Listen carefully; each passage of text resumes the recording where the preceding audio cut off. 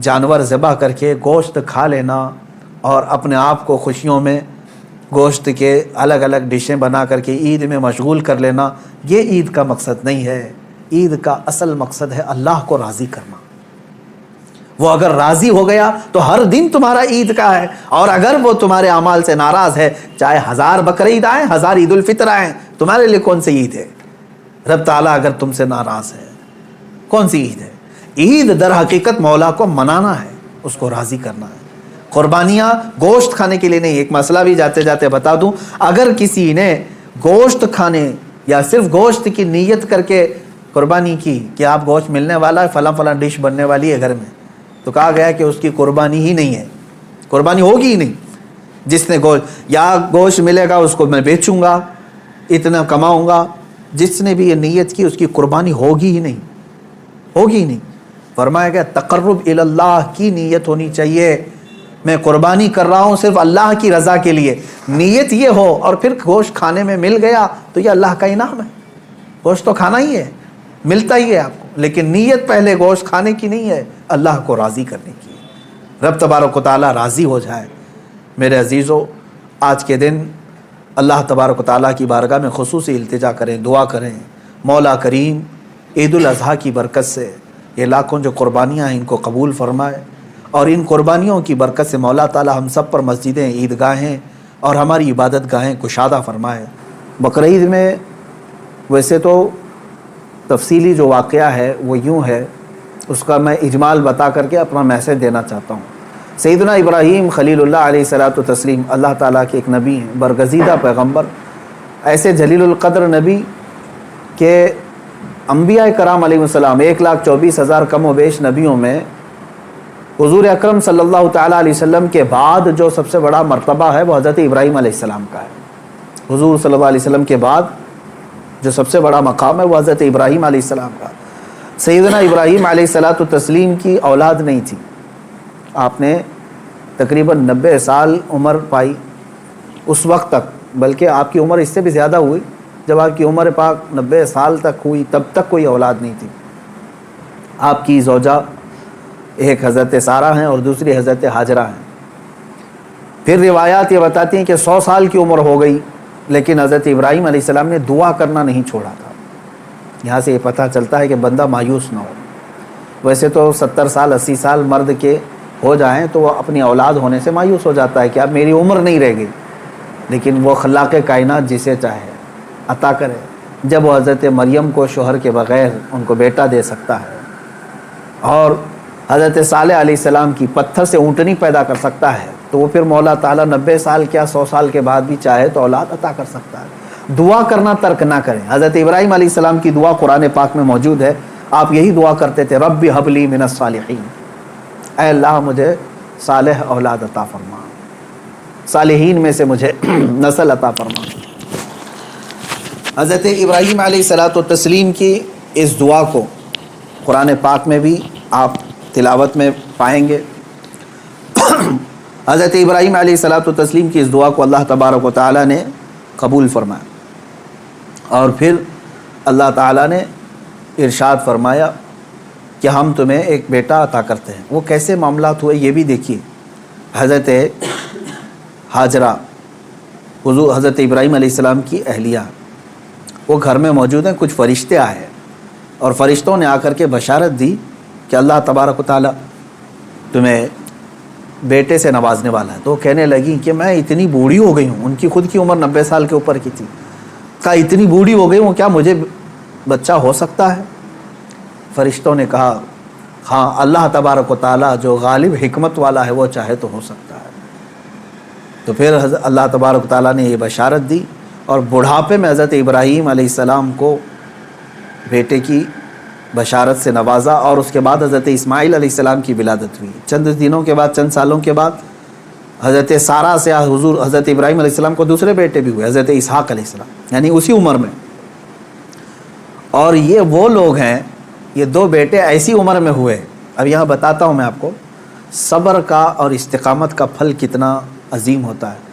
100 سال تک ابراہیم علیہ السلام صبر کرتے رہے اولاد کو، اور اس کے بعد اللہ نے اولاد دیا، 2 بیٹے دیے، ایک اسماعیل علیہ السلام اور دوسرے اسحاق علیہ السلام۔ ان دونوں نبیوں کے بارے میں اگر میں آپ کو بتاؤں، اسحاق علیہ السلام وہ نبی ہیں، حضرت ابراہیم علیہ السلام کے وہ بیٹے ہیں جن کو اللہ نے نبی بھی بنایا، اور ان کی نسل میں 30,000 سے زیادہ نبی پیدا کیے تقریباً۔ بنی اسرائیل پوری نسل جو ہے وہ اسحاق علیہ السلام کی نسل ہے۔ اسحاق علیہ السلام کے بیٹے یعقوب علیہ السلام، یعقوب علیہ السلام کے بیٹے یوسف علیہ السلام، یہاں سے پوری بنی اسرائیل چلی، اس میں ہزاروں نبی آئے۔ ابراہیم علیہ السلام کو ایک بیٹے اسحاق علیہ السلام کی نسل میں سارے نبی عطا کیے، اور دوسرا بیٹا جو اسماعیل علیہ السلام عطا کیے، ان کی نسل میں تو سید الانبیاء حضور صلی اللہ علیہ وسلم آتا ہے، محمد رسول اللہ صلی اللہ علیہ وسلم علیہ افضل التحیت و اکمل التسلیمات۔ تو یہ حضرت ابراہیم علیہ السلام کی دعا کا نتیجہ تھا، اور صبر اور استقامت کا۔ آج جو مجھے پیغام دینا تھا وہ یہی ہے، میں نے آیت کریمہ بھی خطبے میں یہی پڑھی۔ بے شک وہ لوگ جنہوں نے یہ کہا اللہ ہمارا رب ہے، ان الذین قالوا ربنا اللہ، بے شک وہ لوگ جنہوں نے کہا اللہ ہمارا رب ہے، ثم استقاموا، پھر اس پر جم گئے، یہ ہے استقامت۔ استقامت کہتے ہیں ڈٹے رہنا، جمے رہنا۔ اب اس کے متعلق جو قرآن کہتا ہے تتنزل علیہم الملائکہ، ان پر اللہ تعالیٰ فرشتے اتارتا ہے۔ کیا کہتے ہوئے آتے ہیں فرشتے؟ اللہ تخافوا ولا تحزنوا، گھبراؤ مت، ڈرو مت، ہم تمہیں وہ بشارت دینے آئے ہیں جس جنت کا اللہ نے تم سے وعدہ کیا ہے، تھوڑے دن اور باقی رہو، تھوڑے دن اور جمے رہو، اور ڈٹے رہو۔ یہ استقامت کرتا ہے بندہ، استقامت پر فائز ہوتا ہے تو فرشتے اس کی مدد کے لیے اترتے ہیں۔ ہاں اتنا ہے کہ ہلا دیے جائیں گے، تمہاری خواہشات کے خلاف معاملات آئیں گے، تمہارے نفس کے خلاف معاملات آئیں گے، اسی پر جمے رہنے کا نام استقامت ہے۔ اور استقامت کا معنی اتنا عظیم ہے کہ صوفیہ اکرام نے کیا فرمایا معلوم ہے؟ الاستقامت فوق الکرامت، عربی میں فرمایا استقامت جو ہے یہ کرامت سے بھی بڑھ کر کے ہے۔ لوگ کہتے ہیں نا کرامت، کرامت کا مطلب اکثر لوگوں نے ہی سمجھا کہ وہ انہونی چیز دکھانا، یعنی جو ایسی چیز جو کو دیکھ ہی نہیں پائے، ہوا میں کوئی اڑ کے دکھا رہا ہے، پانی پہ کوئی چل کے دکھا رہا ہے، تو اس کو بہت سارے لوگ کیا سمجھتے ہیں؟ یہی کرامت ہے، محیر العقول چیزیں، یعنی جو عقل کو عاجز کر دیں۔ اور فرمایا گیا ان کرامتوں سے سب سے بڑھ کر کے استقامت ہے، یعنی شریعت پر جمے رہنا، ڈٹے رہنا۔ میں اس پر آتا ہوں، حضرت ابراہیم علیہ السلام کے اس واقعے کو میں مختصر کرتا ہوں۔ بیٹا ہوا، 100 سال تک صبر کرنے کے بعد پھر اللہ تبارک و تعالیٰ نے امتحانات ایسے لیے کہ ابراہیم علیہ السلام کو ترک وطن کرنا پڑا ہے، یعنی آپ کا شہر جو ہے بابل تھا، عراق۔ واقعہ تفصیل سے آپ کو پھر کبھی، وہاں آپ کو ہجرت کرنا پڑا، وہاں سے وطن چھوڑ دیا آپ نے، آپ کو جان کی بازی بھی لگانی پڑی، آگ میں آپ کو ڈالا گیا ہے، جان کے ساتھ بھی آپ کا امتحان ہوا، اس میں بھی آپ استقامت پر تھے۔ جب آپ کو نمرود آگ میں پھینک رہا تھا، جبرائیل علیہ السلام آئے اس وقت اور پوچھنے لگے الک حاجت یا خلیل اللہ، اے اللہ کے خلیل کوئی حاجت ہو تو بتائیں۔ تو حضرت ابراہیم علیہ السلام آگ میں پھینکے جا رہے ہیں، اس وقت بھی کیا کہتے ہیں؟ ہاں ہے حاجت لیکن اللہ سے ہے، میرا مولا میرے ساتھ ہے۔ یہ استقامت اور توکل کا اعلیٰ درجہ۔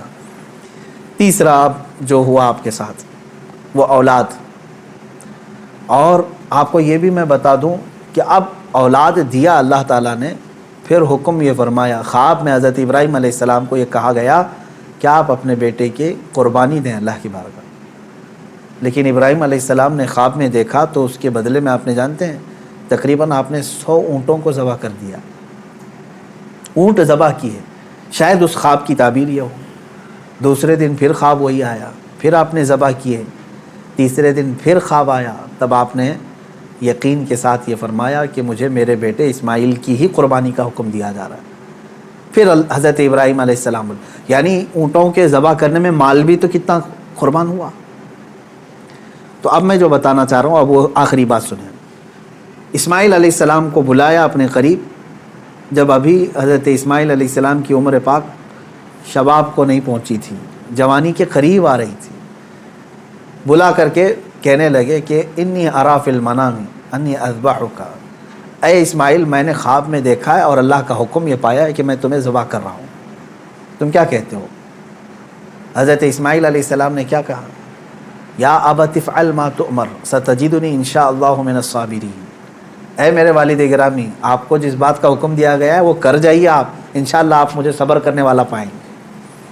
اسماعیل علیہ السلام، بیٹے کو کوئی یہ کہے اب یہ اسی کے لیے شاعر نے یہ کہا ہے، یہ مکتب کی کرامت تھی کہ فیضان نبوت تھا، سکھائے کس نے اسماعیل کو آداب فرزندی۔ ہاں بہرحال اب جو معاملہ پیش آیا وہ پتہ ہے آپ کو، حضرت اسماعیل علیہ السلام کو لے گئے مینا میں، وہ جگہ آج بھی باقی ہے جہاں حجر اسماعیل کہہ کر کے ایک پتھر رکھا گیا ہے، وہاں پر اسماعیل علیہ السلام کو لٹایا گیا۔ ابراہیم علیہ السلام نے اپنی آنکھوں پر پٹی باندھ لی، ان کے ہاتھ پیر کو باندھ دیا، اور اس کے بعد تیز چاقو سے ان کے گردن پر چھری چلائی، لیکن چھری نہ چلی۔ روایات یہ بتاتی ہیں کہ آپ نے اس چھری کو پتھر پر مارا، پتھر دو ٹکڑے ہو گیا، کٹ گیا، لیکن نرم و نازک گلا نہیں کٹا، 2 مرتبہ نہیں کٹا۔ تیسری مرتبہ آپ نے زور سے چلایا تو کٹ گیا، مگر گلا نہیں۔ اللہ تبارک و تعالیٰ کے حکم سے جبرائیل علیہ السلام ایک دمبا جنت سے لے آئے اور اسماعیل علیہ السلام کو وہاں سے ہٹا کر کے دمبا رکھا، دمبا ذبح ہو گیا۔ اسماعیل علیہ السلام کھڑے رہے۔ ابراہیم علیہ السلام جب ذبح کر چکے تو اپنی آنکھوں سے پٹی ہٹا کر کے آپ اللہ کا شکر ادا کر رہے تھے کہ اے مولا تیرا جو حکم تھا وہ میں نے مکمل کر دیا۔ تو جب آپ نے پٹی ہٹا کر کے دیکھی تو بکرا ذبح ہے اور اسماعیل علیہ السلام سلامت ہیں، تو رب تبارک و تعالیٰ نے یوں ارشاد فرمایا، قد صدقت الرؤیا یا ابراہیم، اے ابراہیم تو نے ہمارے بتائے ہوئے خواب کو سچ کر دکھایا۔ وَنَادَيْنَاهُ بِذِبْحٍ عَظِيمٍ، ہم نے اسماعیل کو ذبح عظیم کے نام سے پکارا۔ اللہ تعالیٰ نے فرمایا، اللہ تبارک و تعالیٰ یہ امتحان لے رہا تھا۔ یہ انبیاء اکرام علیہم الصلاۃ و تسلیم کے ساتھ ہے، ایسا نہیں ہے کہ سارے لوگ یہ کر پائیں گے۔ وہ اس درجے کے ایمان والے تھے، ان کو اسی انداز سے امتحان لیا گیا۔